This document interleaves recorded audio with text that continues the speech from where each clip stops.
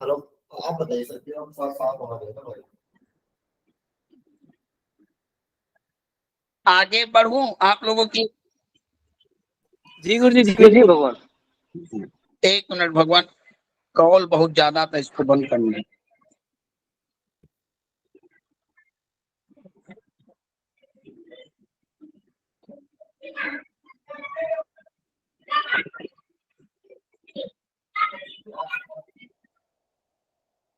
एक मिनट।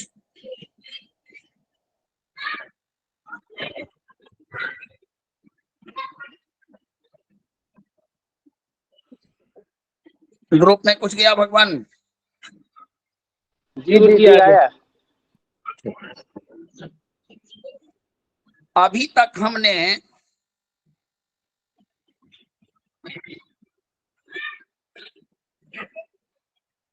राशियों के ऊपर ग्रहों के प्रभाव को पढ़ा।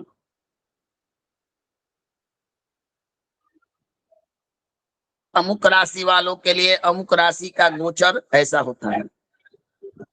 आप लोगों ने ये भी देख लिया, समझ लिया कि गोचर, दशा, अंतर दशा, इनकी भी फल कथन में भूमिका होती है।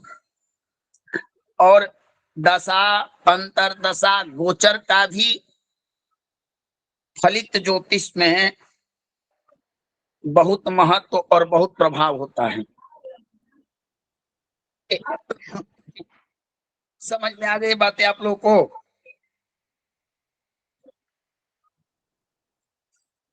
समझ में आया राघवेंद्र जी?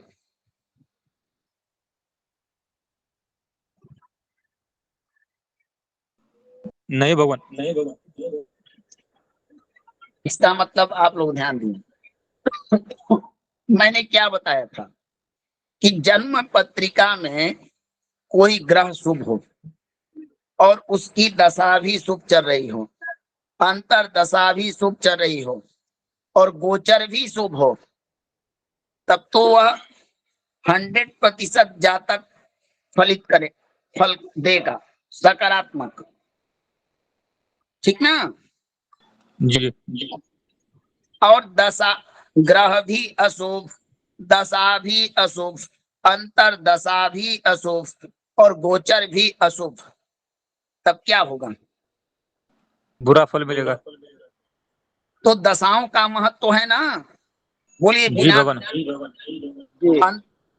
अंतर दशाओं का भी महत्व है ना? जी है। और गोचर का भी महत्व है ना? जी बिल्कुल। आज हम पढ़ेंगे शनि का नक्षत्र पर क्या प्रभाव होता है। हमारे पास जन्मपत्रिका हो या ना हो, शनि वर्तमान में किस नक्षत्र पर गोचर कर रहे हैं। अभी यह बताइए कि कुंभ राशि में शनि कितने अंश पर वर्तमान में गोचर कर रहे हैं? पंचांग देखकर बताइए।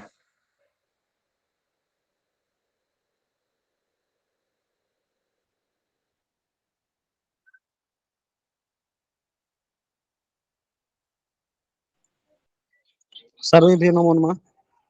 हाँ हाँ, नमो नमः भगवान। आपकी कक्षा में स्वागत है। आइए नवीन जी। 2 मिनट भगवान, सिर्फ हमको चाहिए 2 मिनट सिर्फ। जी, सभी का अभिवादन, सभी का यथा योग अभिवादन, सभी का स्वागत है। कुछ चर्चाएं आप लोगों से करनी थी, इसी के लिए बीच में जो है सो कक्षा में हमारी तरफ से अवरुद्ध हुआ। देखिए, जो कुछ गतिविधियां अपने ग्रुप में चल रही हैं, इसी के विषय में आप लोगों से कहना है। पहली बात ये जान लीजिए कि आप सभी जहां पर भी शिक्षा अध्ययन कर रहे हैं इस संस्थान के अतिरिक्त, वहां निसंकोच होके करिए। हमारे तरफ से किसी भी प्रकार का किसी के ऊपर कोई न दबाव है, न किसी प्रकार का रोक है। निश्चिंत होके आप लोग जहां से भी ज्ञान मिल रहा है आप अर्जित करिए। हमें उसमें किसी प्रकार का न तो व्यवधान डालना है और न ही हम किसी को रोक लगाते हैं। ठीक है, स्वतंत्र हैं आप लोग पूरी तरीके से, लेकिन कुछ मर्यादाएं हैं, कुछ सीमाएं हैं, उसको मत लांघिए। कहीं पर किसी भी संस्था के अंदर आप जाएंगे, दूसरी संस्था का प्रचार करेंगे, तो ये उनके लिए असहनीय और क्या बोलते हैं उसको, निकृष्ट कर्म लगता है, निकृष्ट कर्म, जिसको कोई भी सहन नहीं कर सकता है। चाहे हमारी संस्था में किसी और संस्था का प्रचार हो या दूसरी संस्था में हमारे संस्था का प्रचार हो, तो वहां की भी प्रतिक्रिया सेम रहेगी जैसे कि हम लोगों की रहती है। तो इसलिए आप लोग व्यक्तिगत तौर पे जहां से भी शिक्षा अर्जन कर रहे हैं, आप निसंकोच होकर शिक्षा अर्जन करिए। जहां से भी आपको शिक्षा मिल रही है, आप उसको ग्रहण करें। हमारे तरफ से किसी पर कोई दबाव नहीं, कोई रुकावट नहीं है, ना हम किसी प्रकार का व्यवधान खड़ा करते हैं। लेकिन अपनी संस्था में, हमारी संस्था में अगर आप कोई भी सज्जन हो, मैं व्यक्तिगत तौर पे किसी पर ये नहीं कर रहा हूं, लेकिन कोई भी सज्जन हो, कृपया करके उसका प्रचार या प्रसार न करें, पहली बात। दूसरी बात, दूसरी संस्थाओं में भी जाके अपनी संस्था का प्रचार सार्वजनिक रूप से ग्रुप में आप लोग बिल्कुल न करें। आपको प्रचार करना है, सोशल मीडिया का माध्यम है, आप सोशल मीडिया पे जनसंपर्क करके आप संपर्क करिए, कोई हस्तक्षेप नहीं है हमारा उसमें, किसी प्रकार का रोक टोक नहीं है। जो आपको उसमें मदद चाहिए संस्थान उपलब्ध कराएगी, आपको बैनर चाहिए बैनर संस्थान उपलब्ध कराएगी, पोस्टल चाहिए पोस्टल संस्थान उपलब्ध कराएगी। लेकिन किसी भी दूसरी संस्था में जाके ना तो आप वहां पे प्रचार करिए ना प्रसार करें। अगर किसी भी तरीके से आप करते हैं, इसके जवाबदेही, इसके स्वयं, क्यों इस प्रकार की क्रिया करने के पश्चात आपको वहां से भी जो है सो हटा दिया जाएगा, और हमारी संस्था का भी जो है सो नाम खराब करने की वजह से हम लोग भी अनुशासनात्मक कार्रवाई कर सकते हैं आपके ऊपर। लेकिन आप बिल्कुल भी दूसरी संस्थाओं में जाके ना तो अपनी संस्था का प्रचार करें और ना दूसरी संस्थाओं का आकर सार्वजनिक रूप से हमारे ग्रुप में करें। आपको अच्छा लगता है शिक्षा ग्रहण करने का, हमारी पद्धति अच्छी लगती है, हमारा पढ़ाने का तरीका अच्छा लगता है, समझाने का तरीका अच्छा लगता है, निसंकोच होकर करिए। जहां पर आप लोगों को शिक्षा लेने में गुरुजन के द्वारा या किसी प्रकार से जो इंफ्रास्ट्रक्चर्स आपको चाहिए, वो नोट्स हैं, वो रिकॉर्डिंग है, वो पुस्तक है इत्यादि, अगर आपको उपलब्ध नहीं कराया जाए तब आप जो है सो इसके बारे में प्रतिक्रिया दीजिए। ठीक है, निश्चित रूप से आपको जो है सो उसमें सहयोग किया जाएगा। लेकिन आप दूसरी जगह जाके अगर हमसे अच्छा ज्ञान मिल रहा है तो हम किसी को बाध्य नहीं करते, हम किसी को बांध के नहीं रखें कि आप हमारी संस्था में जुड़े रहिए। निसंकोच होकर आप जा सकते हैं, ऑनलाइन प्लेटफॉर्म में भगवान, किसको बांध के रखेंगे, किसी को नहीं बांध सकते। सभी लोग स्वतंत्र हैं, सभी लोग स्वतंत्र हैं। आप ऐसा ना सोचिएगा कि सनातन ज्ञान संस्थान में हम जुड़ गए तो दूसरी संस्था में अध्ययन नहीं कर सकते, बिल्कुल। लेकिन आप संस्था में अध्ययन करें, लेकिन मर्यादा के साथ, डिसिप्लिन के साथ। अब ये सारी बातें हो गई। दूसरी चीज अब ये बताइए आप लोग, यहाँ पर दी जा रही शिक्षा में किसी प्रकार का कोई त्रुटि या कुछ कमी रह गई है तो उसको जो है सो आप लोग उजागर करें।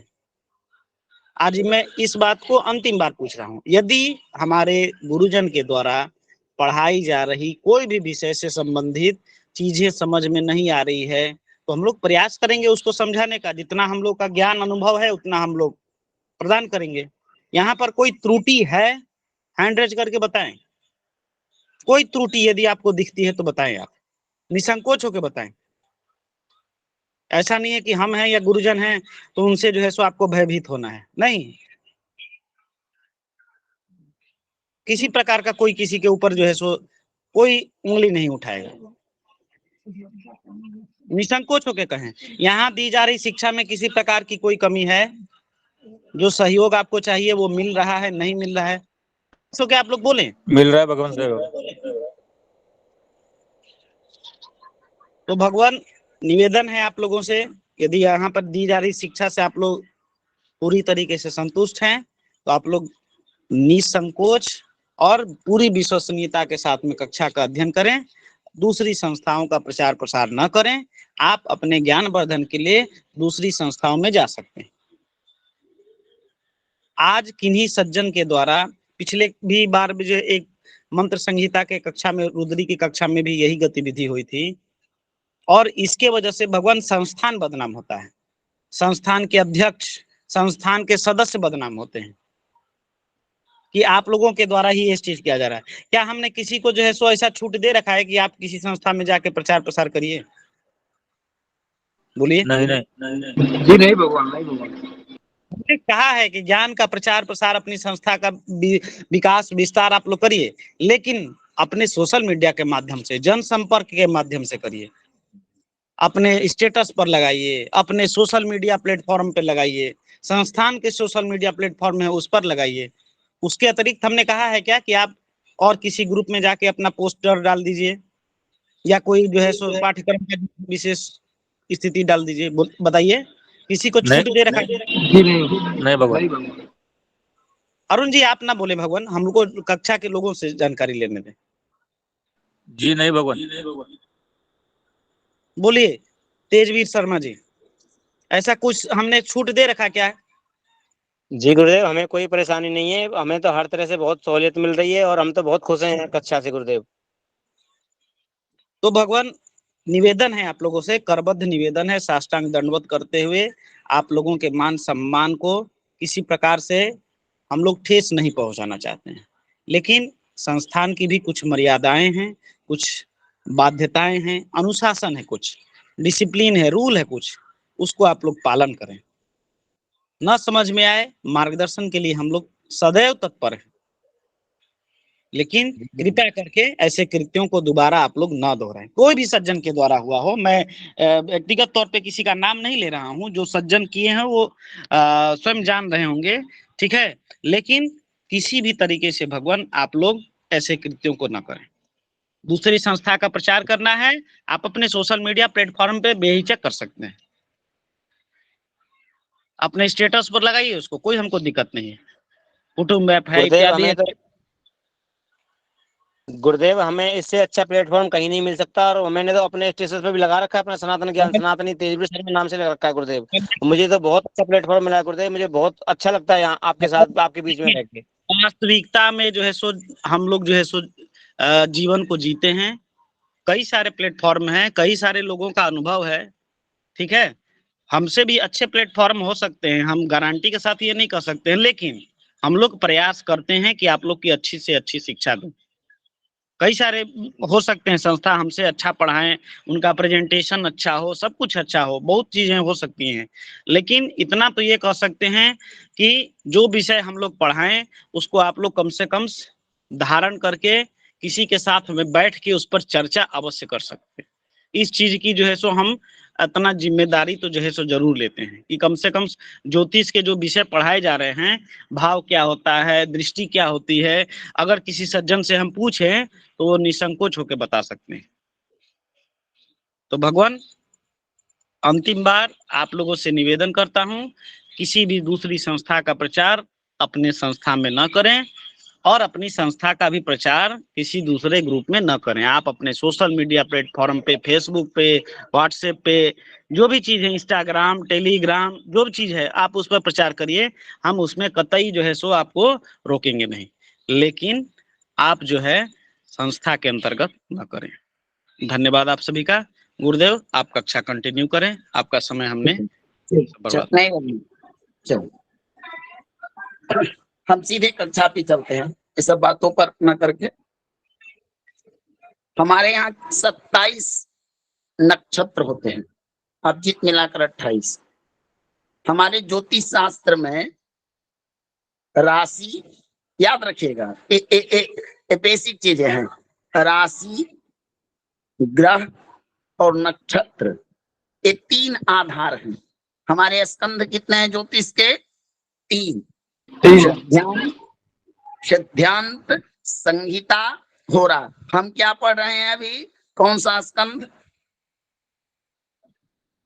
बताइए, हम सिद्धांत जो पढ़ रहे भगवान, क्या सिद्धांत। नहीं, सिद्धांत नहीं, सिद्धांत काल गणना, इसमें पंचांग संहिता गणितीय प्रकरण है और होरा प्रकरण पर है, याद रखिएगा। हम फलित ज्योतिष को होरा कहा गया है, होरा पढ़ रहे हैं बहुत।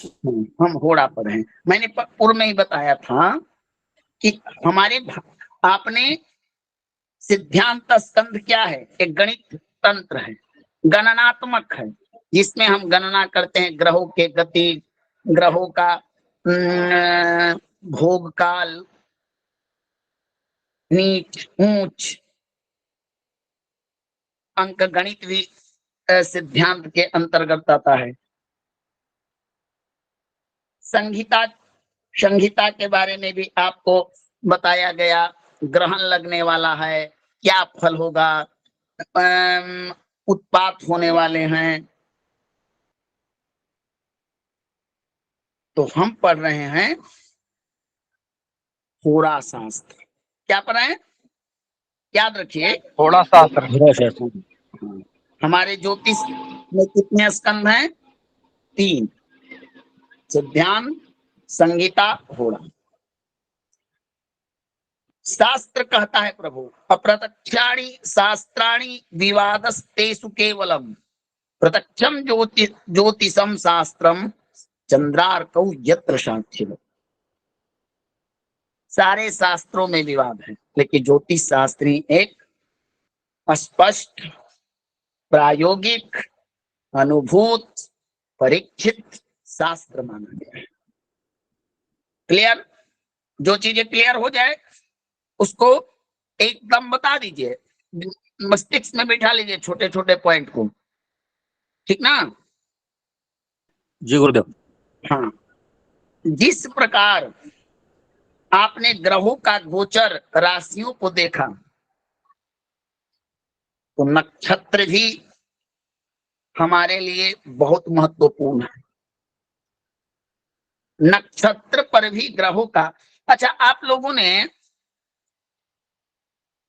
कभी कभी वैवाहिक लगन निकालते होंगे तो लिखता होगा अमुक नक्षत्र पर राहु का वेद, शनि का वेद इत्यादि। आप पंचांग में देखते होंगे, मुहूर्त में लिखा होता है वेद, अमुक नक्षत्र। जी जी जी भगवान, जी भगवान। आज हम उसी को पढ़ने वाले हैं। मैं एक चीज डालने वाला हूं, आपको समझाऊंगा, समझ में आए, इस चक्र का प्रयोग कीजिएगा, फलित आपको स्वतः बुझाएगा। कुछ दिख रहा है आप लोग को ना? जी भगवान। देखिए, शनि नराकार चक्रम, एक मनुष्य की आकृति को बनाना है। नर मने मनुष्य होता है ना, इस बात से आप लोग सहमत है ना? जी भगवान। अब मनुष्य, अब जैसे मनुष्य हमने बनाया है, पूर्व में काल पुरुष मनुष्य की आकृति हमने बनाई थी ना, मेघ वृक्ष जी जी भगवान। उसी प्रकार आपको बनाना है क्या? एक नराकार चक्र। अगर न बना सकते हैं तो इस चक्र के द्वारा आपका काम हो जाएगा। यहां तक आपको समझ में आ गया? जी जी हरिकिशन जी, समझ में आ गया यहां तक ना? हेलो हरिक जी, आवाज आ रही है प्रभु? चलिए, नहीं है नीतू हाँ जी? जी जी भगवान, आ रही है, आवाज आ रही है, आ गया वो। नीतू जी, ज्योति जी, आपको समझ में आ गया? जी गुरुजी, आ रहा है। ना आए तो देखिए, मैं आपसे गुरुजी मुझे हाथ, समझ में नहीं आ रहा है।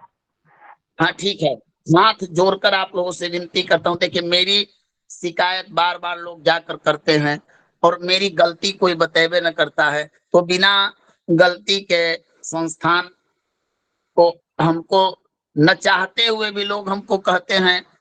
अब रूल तो सबको पालन करना पड़ता है, और मेरी गलती क्या है बताए? किनको समय में? ज्योति जी, जी गुरुजी। आपको समझ में नहीं आ रहा है ना? जी चलिए, मैं आपको सिर्फ आपको समझाऊंगा और आप समझिएगा, बाकी सब समझेंगे। ये मनुष्य आपने देखा है ना, स्वयं भी तो आप मनुष्य ही हैं। जी गुरुजी।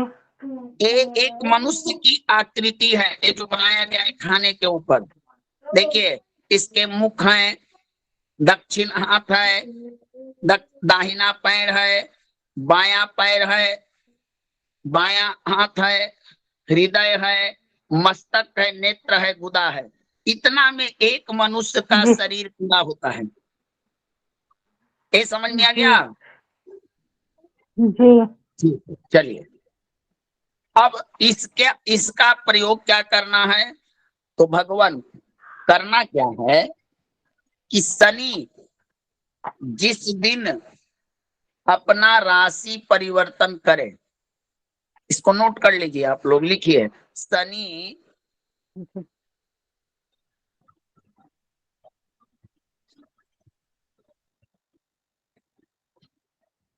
शनि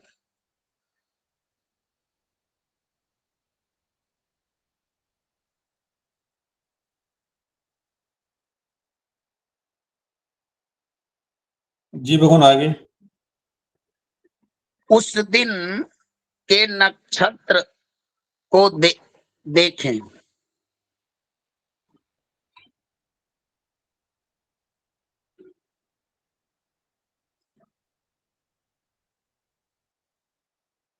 किसके नक्षत्र को देखे? शनि के नक्षत्र को देखे हैं वो। हाँ भगवान, शनि जिस दिन राशि परिवर्तन ना करेगा। वो नक्षत्र देखना है, शनि के नक्षत्र को नहीं देखना, नक्षत्र देखना है पंचांग में। जिस दिन वो राशि परिवर्तन कर रहे हैं, जैसे कि दूसरी राशि में जा रहे हैं, कि उस दिन कौन सा नक्षत्र है।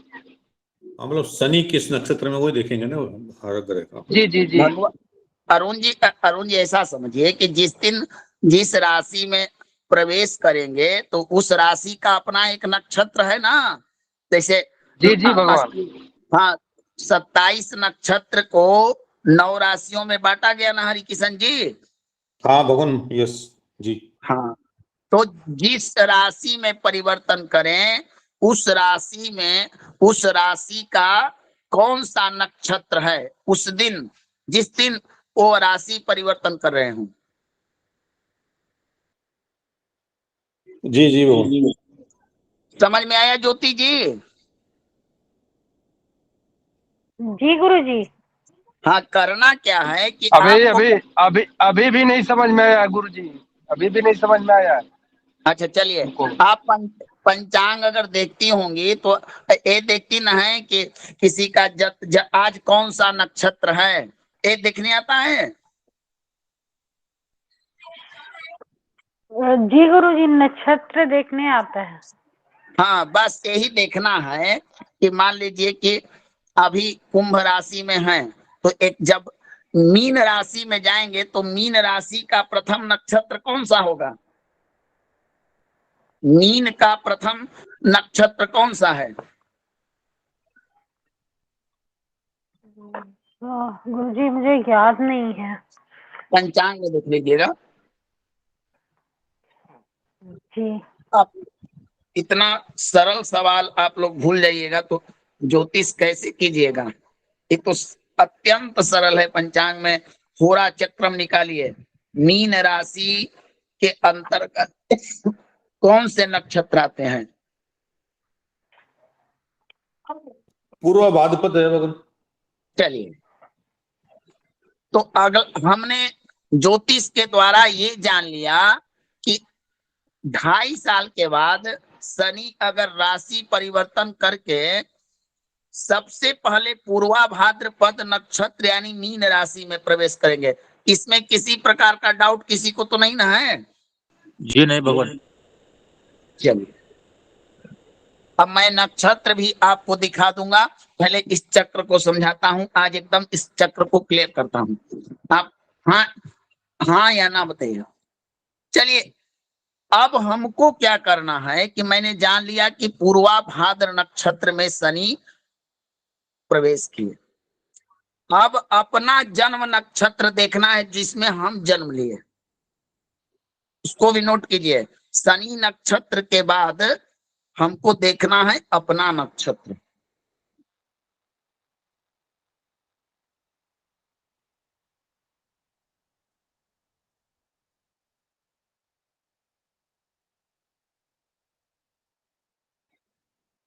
जी भगवान। अब शनि का जो जन्म राशि प्रवेश नक्षत्र हुआ उसको हमको रखना है मुखमंडल पर पहला, ठीक है ना, समझे? जी गुरुदेव। जी जी जी। अब यहां से काउंटिंग होगा, यहां से शनि के नक्षत्र से अपना जन्म नक्षत्र को गणना कीजिए। अगर अगर शनि के नक्षत्र से हमारा जन्म नक्षत्र चौथा आया तो शनि हमारे दाहिने हाथ पर उनका, हमारे शरीर के दाहिने हाथ पर उनका गोचर होगा, ठीक ना? एक मिनट में ये लाइन दोबारा बताएं भगवान। अब शनि इस को चक्र नक्षत्र को मुख पर रखें, उसके बाद भगवान जब आप शनि को नक्षत्र में प्रवेश करेंगे तो वो मीन लग्न में न हो जाएंगे। जी जी। और किसी भी शरीर का शुरुआत तो मुखमंडल से न होता है, सिर से न होता है। जी जी। हाँ, तो उनको हमने मुख पर बैठा दिया। अब ठीक है भाई। वहां से अपना जन्म नक्षत्र गणना करें। अगर 1 2 3 4, अगर वहां से 4 नक्षत्र, चौथा 4 नक्षत्र तक, चाहे 3 चाहे 2 चाहे 1, यानी कि 1 से 4 तक अगर हमारा जन्म नक्षत्र प्राप्त हो तब वह हमारे शनि का गोचर उस जातक के, उस नक्षत्र वाले के दाहिने हाथ पर होगा, ठीक ना? जी भगवान। अच्छा, अगर जन्म नक्षत्र ना हो, किसी की कुंडली ना हो, तो नाम के नक्षत्र से भी यह फल आएगा, ठीक है ना? जी इससे शरीर पर पता चलेगा कि शरीर पर शनि की 7.5 और ढैया किस अंग पर आपका इन्फेक्ट करेगी। आगे मैं समझाता हूं।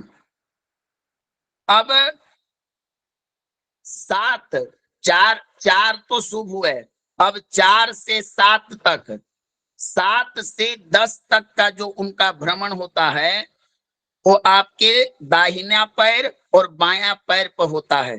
तो इस समय जातक अत्यंत व्यर्थ के भ्रमण करते रहता है, यात्राओं में घूमते रहता है, फिरते रहता है, ठीक ना? भगवान इसमें 3 लिखा हुआ और 7 से 10 कैसे आया? ये उसको 3 लिखा हुआ ऊपर। दक्षिण कर से दक्षिण 4 हुआ ना, जी। और 4 4 3 7 हुआ ना। अच्छा ऐसा, ठीक है। 4 से बढ़िएगा तो 5 6 7 हुआ ना। हाँ हाँ ठीक है वो। और समझ में आ रहा है आप लोग को ना?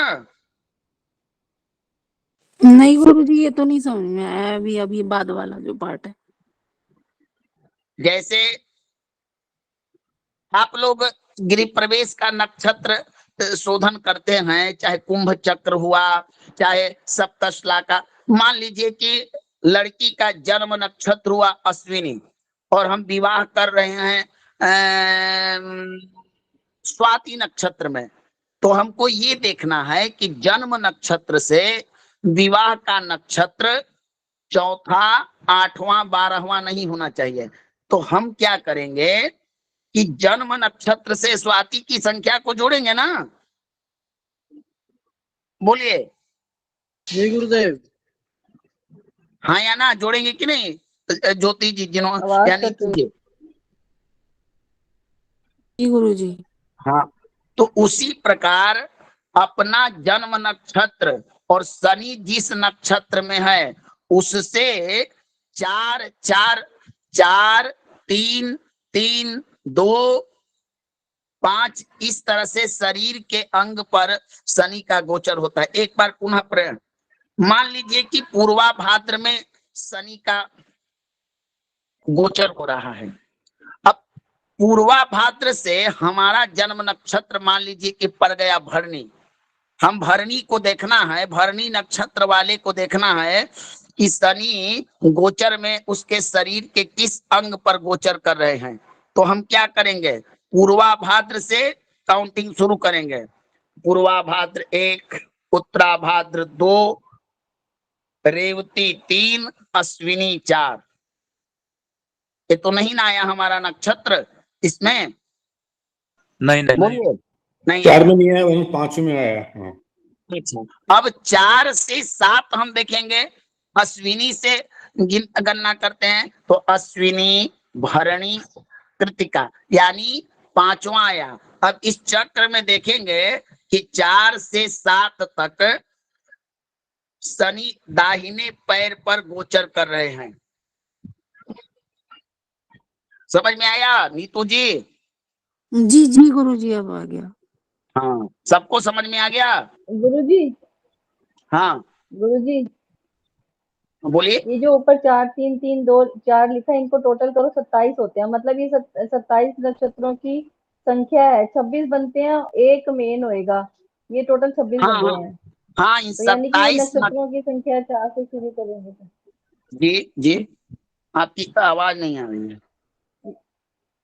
4 से हम शुरू करेंगे तो 4 से 4 तक हो गया, उसके बाद 5 6 7 अगले 3 हो गए, फिर 7 के बाद फिर 8 9 10 फिर 3 हो गए। ये ऐसे करना है ना? हाँ हाँ, बस ठीक है। अब चलिए, अब देखिए 10 तक के अगर वो बायां पैर या दाहिने पैर पर गोचर आपके करे अंग पर शरीर पर, तब कहिए कि उस समय देखिएगा, चाहे जातक से पूछिए तो जातक की यात्राएं अनर्थक यात्राएं होती है, भ्रमण करता है, भ्रमण करते रहता है, होता है ना। ऐसी 7.5 में जब आती है तो लोग निरर्थक यात्रा करते हैं। कई तरह की यात्राएं होती है, कुछ जी अच्छी जी यात्राएं भगवान। होती है, हाँ कुछ व्यर्थ। तो एक चक्र आपको बताएगा शनि का। अब आगे चलते हैं, 10 से 14 तक हमारे बाएं हाथ पर शनि आ जाते हैं। अब बाएं हाथ पर आने का मतलब, हेलो, अब बाएं गुरुजी पहले हाथ पर रखना किसको है? शनि के नक्षत्र को, फिर जन्म।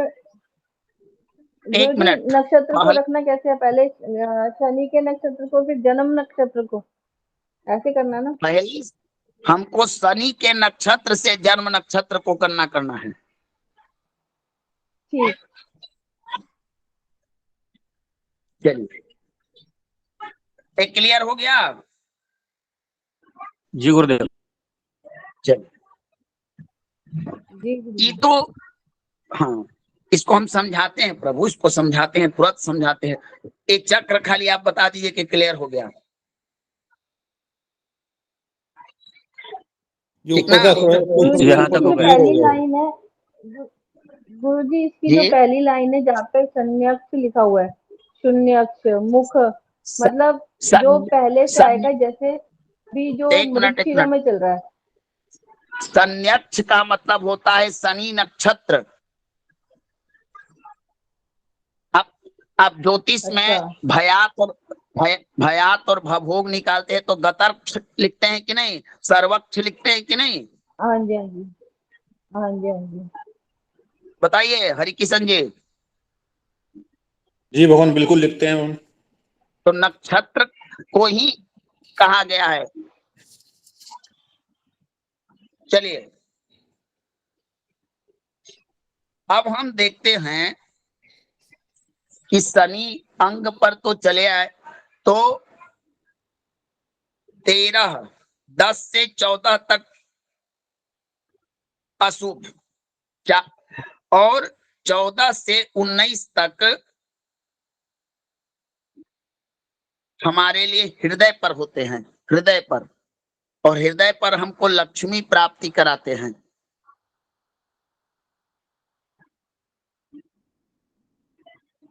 हाँ, 14, 19, 19 दिन 22 तक, 22 से 25 तक आपके लिए शनि का गोचर ठीक है। तो मान के चलिए कि आपके शरीर को से ज्यादा हानि करते हैं मुखमंडल पर, गुदा मंडल पर और बाएं कर पर, 3 इनके अशुभ स्थान हुए। ठीक है ना? जी जी। चलिए अब हम ये विचार करते हैं कि कोई भी ग्रह चलता है तो उसका अपना एक वाहन होता है। जैसे आप लोगों ने गौर किया होगा, ध्यान से गौर करके बताइए, जब हमारे यहाँ प्रति महीने खासकर दो संक्रांतियों में, एक मकर की संक्रांति और एक मेघ की संक्रांति का हम अत्याधिक शुभाशुभ फल देखते हैं ना? जी भगवान। हाँ जी गुरुदेव। हाँ, दुर्गा महोत्सव जब होता है आश्विन में, तो भगवती का आगमन हम लोग देखते हैं कि देवी किस वाहन पर आई और किस वाहन पर जा रही है, और उसका भी एक फल निर्धारण होता है ना? जी गुरुदेव। पता नहीं भगवान। क्या होता है जी? भगवान। पता उसका नहीं भी उनको, होता है। पता नहीं है। नहीं, देखिए बता देता हूं, याद रखिए। शशि सूर्य गजारूढ़ा, शनि भौमे तुरंग में। अगर शशि सूर्य चंद्र सोमवार के दिन और रविवार के दिन आश्विन शुक्ल प्रतिपदा पड़े तो भगवती गज पर आती है, हाथी पर, तो गजे जलदा देवी, शशि सूर्य गजारूढ़ा, शनि भौमे तुरंग में। और मंगलवार और शनिवार को घोड़े, अगर मंगलवार शनिवार पड़े प्रतिपदा के दिन तो उस दिन आती है घोड़े पर, जीवे शुक्रे चदोला नाम। और गुरुवार और शुक्रवार के दिन डोली पर आती है। ठीक ना? समझे ना? जी जी भगवान, बुधवार बाकी है। तो नौकायाम वो 10 मिनट। ठीक ना? ठीक है गुरुदेव। तो उसी प्रकार सारे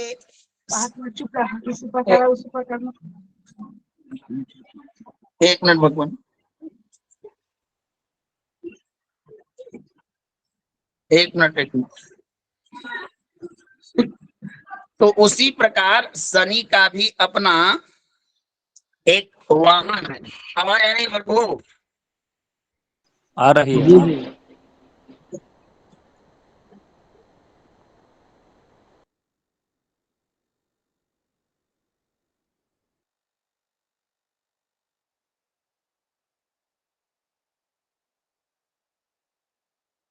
अपना शनि का भी वाहन है, मैं दिखाता हूं उसको। अब वाहन, जिस वाहन पर शनि आते हैं उसका फल आपको गोचर में प्राप्त होता है। देखिए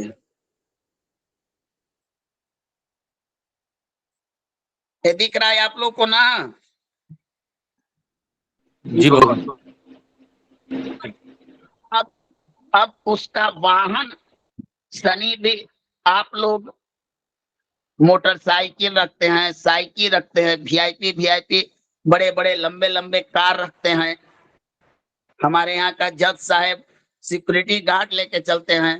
तो भाई संसार के न्यायाधीश है, जज वगैरह तो एक जिला और एक राज्य के न्याय करते हैं, और एक स्टेट के या एक कंट्री के न्यायाधीश बन सकते हैं, लेकिन हमारे शनिदेव पूरे संसार के न्यायाधीश हैं। तो उनके लिए भी सुरक्षा सुविधा चाहिए कि नहीं चाहिए? जी बिल्कुल चाहिए। बताइए।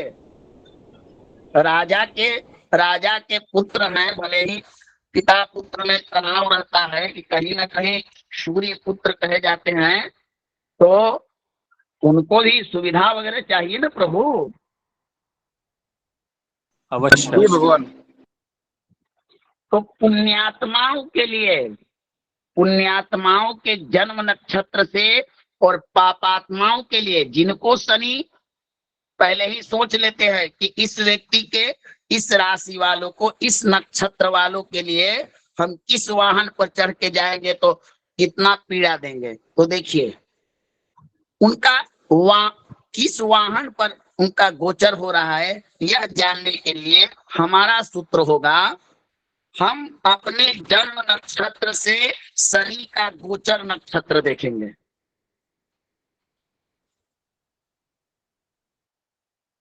ठीक है ना? जी ये तो समझ में आ रहा होगा सब लोग को ना? आ रहा है भगवान। हाँ, अब मान लीजिए कि वहां हमने गणना किया, जैसे कोई अपना जन्म नक्षत्र एक बताइए। श्रवण। गुरुजी कृतिका। कृतिका। और कृतिका से भविष्य में पूर्वाभाद्र को गणना कीजिए।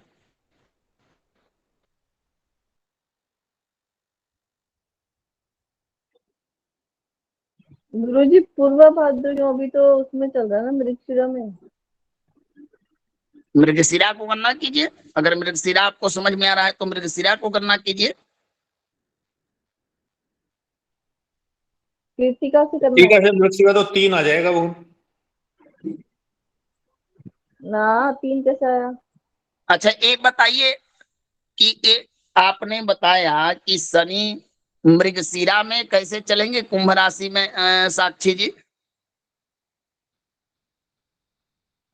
गुरुजी मैंने कुंभ राशि अभी मृगशिरा दिखा रहा है उसके पहले चरण में, उसमें नहीं, देखा है। घनिष्ठ आता है। कुंभ का पहला चरण तो घनिष्ठा में आता है। नहीं, बताइए कि आप नहीं लोग नहीं इतना भूल, ज्योतिष में इतना चूक कीजिए। हम कह रहे हैं कि सूर्य वर्तमान में कर्क राशि में चल रहे हैं, तब आप उनको कह दीजिएगा कि धनी, जब कर्क मृगशिरा नक्षत्र कुंभ राशि के अंतर्गत आएगी। नहीं भगवान।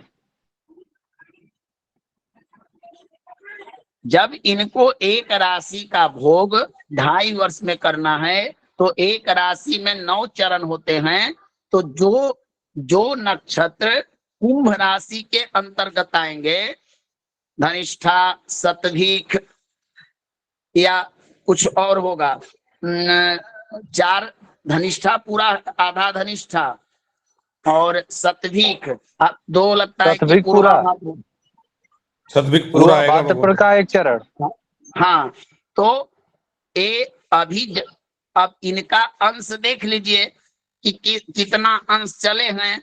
इनको चलना 30 अंश है, आपको क्लियर हो जाएगा कि वर्तमान में किस नक्षत्र में शनि है। ठीक है ना साक्षी जी? साक्षी जी, जी गुरुजी शतभिषा में, गुरुजी शतभिषा में चल रहा है, सॉरी शतभिषा में। इतना गड़बड़ नहीं होना चाहिए मेरे विषय में। शनि, चलिए नहीं चलिए, शनि शतभिषा में चल रहा है जी। कोई भी नक्षत्र न तो राशि का लांग सकता है, न नक्षत्र को, ध्यान देना है। अब देखिए प्रभु, जी अब शतभिखा से अपना जन्म नक्षत्र काउंटिंग कीजिए। जन्म नक्षत्र से शतभिखा को शतभिषा। कृतिका से 22 आएगा भगवान शतभिषा। अब इसमें जोड़िए 3 3 6 4 10 15 6 21 21 से आता है 21 और 7 28, नहीं 3 3 6 4 10 5 15 21 7 28 आता है ना प्रभु। गुरुजी लाभ लाभ आएगा, कैसे जोड़ेंगे? 3 कहाँ से आए लाभ भगवान, ये में बताइए। आएगा, लाभ 3 लाभ 3 आएगा 6। गुरुजी, मयूर मयूर आएगा गुरुजी। चलिए, तो आपके जन्म नक्षत्र पर मयूर वाहन पर शनिदेव चल रहे हैं, तो आपके लिए प्रॉफिट दिलाएंगे। नहीं भगवान, ये समझाइए 22 के बाद में क्या क्या जोड़े अपन ने, वो कहाँ से आए? ये 22 गिनती में 22 आए, उसके बाद में क्या क्या है उसमें जोड़े हैं, वो बताइए भगवान दोबारा। अब भगवान मान लीजिए किसी का अश्विनी नक्षत्र पर, मान लीजिए किसी का रेवती जन्म नक्षत्र हो और शतभिक पर हो, तो हम रेवती से बढ़ते क्रम में न जोड़ेंगे। जी भगवान। गुरुजी एक बात बताइए,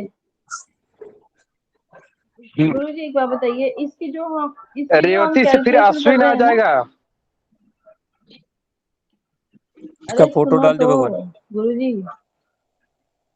हाँ हाँ भगवान, ये पूरा हुआ नहीं, एक बार ये पूरा बता दीजिए मुझे क्या हुआ। सुन तो लो, क्या दिक्कत आ है बताइएगा तब ना। कम ज्यादा मत करो भाई। कृतिका से सतवी साहब ने जोड़ा 22 आया। गुरुजी उसके बाद देखिए, जब हम इसकी हमने नहीं जोड़ा, आपने। साक्षी जी का सुन लीजिए पहले। हाँ आप बताइए। नहीं, ये 28 पूरे बन ही नहीं रहे, ज्यादा बन रहे हैं, देखो तो। उसके भाग जो है लिखा हुआ नहीं। सुनिए सुनिए सुनिए, कितना बन रहा है टोटल? गुरुजी मेरी एक बात सुन लो। महोदया पहले आप पहले पूरी बात सुनो। आपका जन्म नक्षत्र कितना आया? मेरा 26 आ गया भगवान। कृतिका से किया तो 22 आया। चलिए, आप इतना जल्दी निर्णय मत लीजिए, इसका पूरा ध्यान। तो एक कन्फर्म है ना कि आप अपने जन्म नक्षत्र से शताधिक को काउंटिंग किए तो 22 आया, ठीक है ना? मैं कुछ और कहना चाहती हूँ, आप मेरी एक बार सुन लो बात। बोलिए, आप बोलिए। यहाँ पर जो संख्या लिखी हुई है ना, 1 2 3 4 5 6 7 8, गुरुजी इसको जब हम जमा करेंगे ना, इसी को जमा करना है ना, तो ये पहला बात है, सुनिए से ज्यादा आ रहा है। इसको करना कैसे है, पहले तो ये बता दो। पहला ये बता दो कि जो संख्या लिखी हुई है वो नक्षत्र की संख्या नहीं है, कंफर्म हो जाइए। वो आपका 27 नक्षत्र नहीं है, वो आपका जन्म नक्षत्र और शनि का वर्तमान नक्षत्र का भाग्य फल निकलेगा। इसमें 9 से 9 ग्रह से भाग देने हैं, और जो आएगा संख्या वह वाहन होगा। अच्छा, ये भाग्य फल। हाँ गुरुदेव फोटो डालिए सर। ठीक है, मैं डाल दूंगा भगवान। ऋषि मुनि वगैरह लोग इतना अनपढ़ नहीं थे कि 33 नक्षत्र, इसमें संख्या ज्यादा ना आ जाएगी भगवान। हरि किशन जी समझ में आ गया ना? गुरुजी भागफल देने पे शेष 4 आ रहा है। गुरुजी इसमें 22 में 9 का भाग देना है क्या? हाँ जी, हाँ 9 का, हमारे यहाँ ग्रह 9 ही है ना। जी गुरुजी समझ में नहीं आ रहा ना, ये अभी 22 में 9 का भाग देना क्या करना है? 1 मिनट 22 को 9 से भाग दीजिए तो 18 आता है। 18 के बाद क्या बचा? 4। तो 4 अच्छा देखो वहां में ही 1 मिनट पहले आप लोग देखिए, इसको मैं ग्रुप में डालता हूँ। चलिए, अब मैं करके दिखाता हूँ आपको। समझ आ गया? नहीं, आपको समझ में ना गया, लोगों को समझ में नहीं आना चाहिए। चलिए,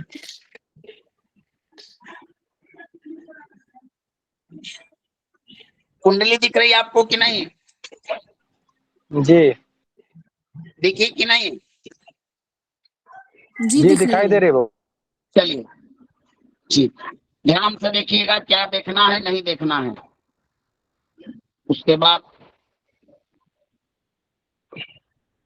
अब इस जातक का जन्म नक्षत्र कौन सा है?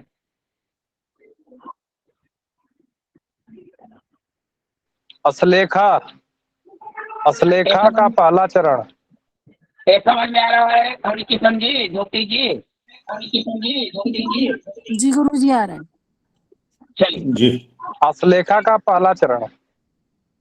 हमको इसका शनि का वर्तमान समय में शरीर का अंग और यह विचार करना है कि कौन से वाहन पर आ रहे हैं। हम क्या करेंगे, हमारा क्या होना चाहिए प्रकरण? सबसे पहले ये देखना चाहिए कि वर्तमान में शनि का गोचर किस नक्षत्र पर हो रहा है।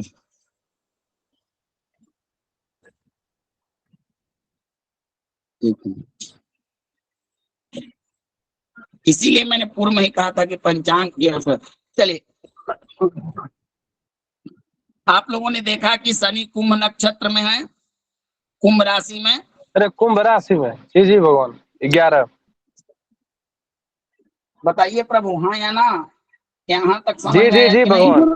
गुरुजी अब हमको करना क्या है, असले शनि के शनि शतभिखा नक्षत्र से अश्लेषा नक्षत्र की संख्या को जोड़िए।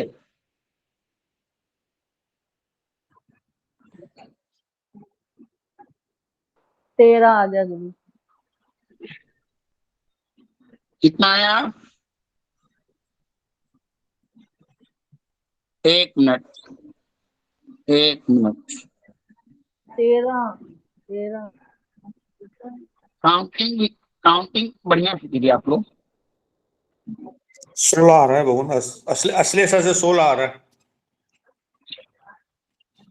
थोड़ा सा आप प्रयास कीजिए कि जो मैंने पहला ना चक्र ना, डाला था। उल्टा चल रहे हो। शतभिषा से अश्लेषा काउंट करना है, पहले चक्र पढ़ना है ना, पहले वाला अच्छा अच्छा, कि सतविशा से शरीर के करना है कौन ना? से हाँ अंग पे आ रहा है। हाँ हाँ, शतभिषा से अश्लेषा करना है, शरीर के अंग देखने के तो लिए, ये वाहन ये देखने चक्र के आपको लिए, दिख फिर रहा है? अश्लेषा से शतभिषा करना है। एक चक्र दिख रहा है आप लोग को? जी एक भगवान। चक्र दिख रहा? गुरुजी आप बोलिए। इसमें ना उलझाओ, गुरुजी मत उलझाओ, जी जी। पंचांग में मत उलझाओ गुरुजी। क्या? अरे पंचांग से भी स्पष्ट होगा महोदय, आप पंचांग देखिए, से ही स्पष्ट होगा। आप साक्षी शतभिखा नक्षत्र कुंभ नक्षत्र, एक तो तय हो गया कि शनि धनिष्ठा को छोड़ के शतभिख में भोग कर रहे हैं, तय है ना? हाँ या ना बताइए। जी जी भगवान। अब हमको शनि के नक्षत्र से अश्लेषा को काउंटिंग करना है, तो हम कहाँ से काउंटिंग करेंगे? शतभिख 1, पूर्वा भाद्र 2, उत्तरा भाद्र 3, रेवती 4, अश्विनी 5, भरणी, कृतिका, रोहिणी, मृगशीर, आद्रा, पुनर्वस, पुख, अश्लेषा। कितना नक्षत्र आया बताइए जी? 13 होगा वो। 13। ये 13 तो 13। क्लियर है ना? छोटी जी, क्लियर है ना आपका? हेलो। अब हमने देखा कि शनि के नक्षत्र से 4, 3, 7, 3, 10, 10 से 14 तक का जो नक्षत्र आता है वो बाएं हाथ पर पड़ता है। इसमें जातक को रोग मिलेगा, ये ठीक नहीं है। समझ में आया? जी समझ में आया साक्षी जी? आप बाएं जी हाथ गुरुजी आ गया। चलिए, अब अब अब हमको वाहन देखना है, तो हमको अब इसी चीज को उलट देना है। हमको अश्लेषा से शतभिख को गणना करना है। गणना करके बताइए।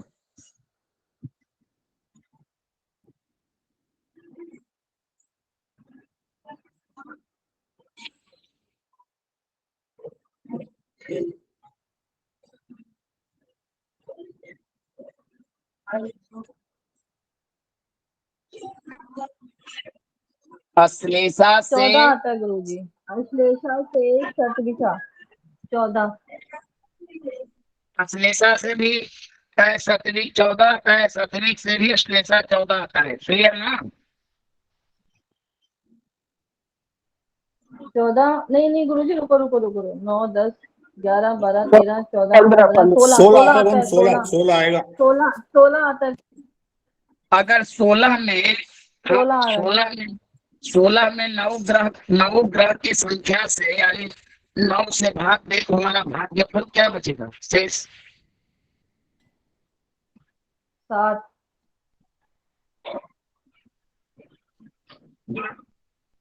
बच रहा है गुरुजी। क्या बचना चाहिए भगवान? 7 बचेगा, 7। यानी कि इस जातक के लिए, अश्लेषा नक्षत्र वाले के लिए शतभिक नक्षत्र में शनि का गोचर कौए पर हो रहा है। कौए पर गोचर का मतलब है कि इस जातक को वर्तमान समय में शनि की 7.5 या शनि का गोचर शुभ नहीं कहा जा सकता। कल है मिलेगा उसको। समझ में आया? अच्छा, यहाँ पर देखिए शून्य, मान लीजिए कि ऐसा कुछ आ जाए कि 9 से ही पूरा कट जाए, हमको शून्य बचे, तो यहाँ शून्य को ही 9 मानकर उसको हंस मान लिया गया है, ठीक ना? जी गुरु जी। 9 से अधिक नहीं होगा इसमें, क्योंकि ग्रह 9 ही है, ठीक है ना? जी गुरुदेव। तो एक काम करेगा, जिन लोगों का 7.5 चल रहा है, किस शरीर के अंग पर है, जैसे आपने देखा स्वर्णपाद, ताम्रपाद, रजतपाद, इन सब को मिलाकर अगर 7.5 का आकलन कीजिएगा ना तो आपको पता चल जाएगा। चलिए, यही प्रकरण आपको बताना था, शनि का नक्षत्र का गोचर फल। अगर किन्हीं का कोई प्रश्न हो तो कक्षा का समय भी हो चुका है, और अब हम लोग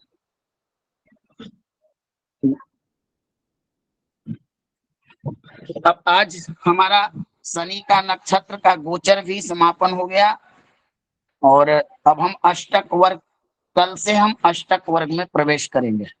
आप लोग अष्टक वर्ग पढ़ने के लिए तैयार है ना? जी गुरुदेव। तो देखिए अष्टक वर्ग रिकॉर्डिंग कौन करे प्रभु? अष्टक वर्ग के लिए आपको एक